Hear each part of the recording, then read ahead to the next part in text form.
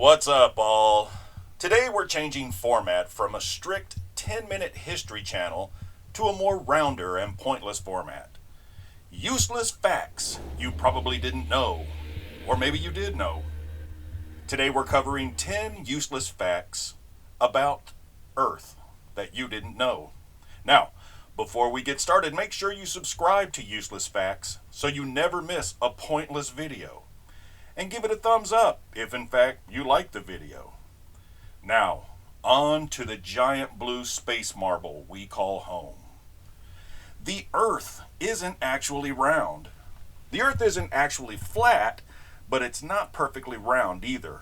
Earth's rotation causes the planet to bulge at the equator and flatten at the poles, while the distribution of mass on Earth, which is not perfectly uniform, causes small variations in the gravitational pull at different locations on the planet. These variations are too small to be seen in pictures of Earth from space, so it appears, from the naked eye, that the Earth is round.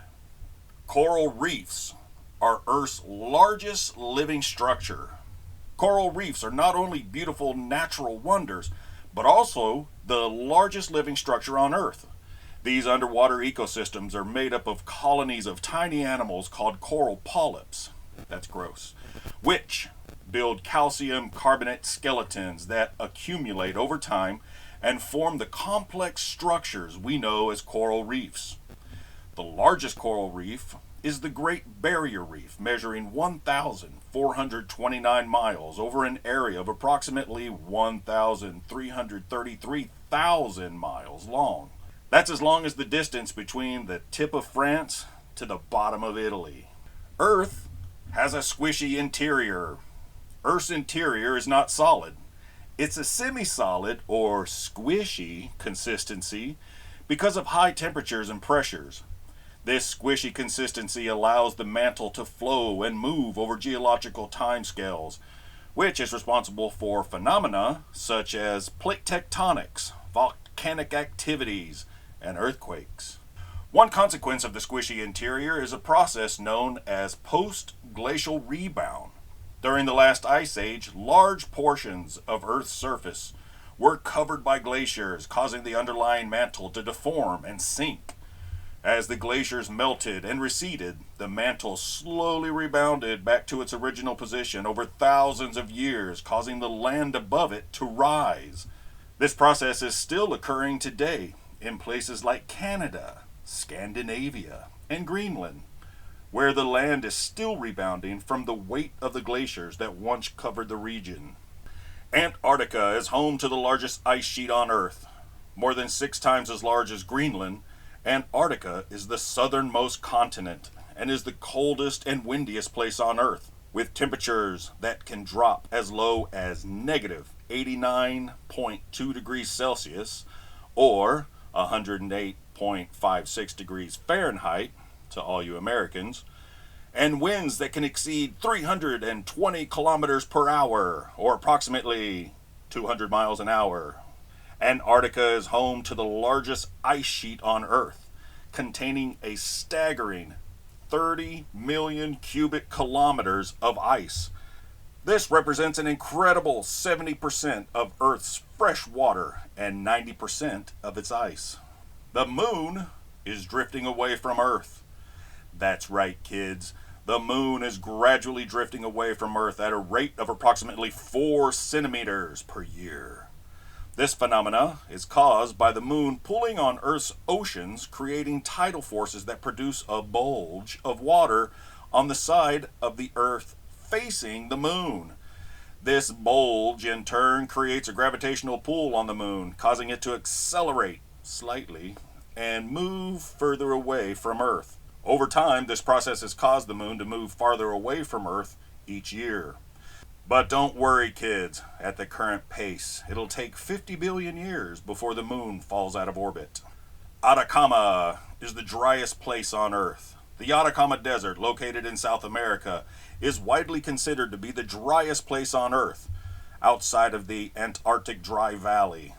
This vast expanse of land spans over 100,000 square kilometers and receives an average of less than 1 millimeter of rainfall per year.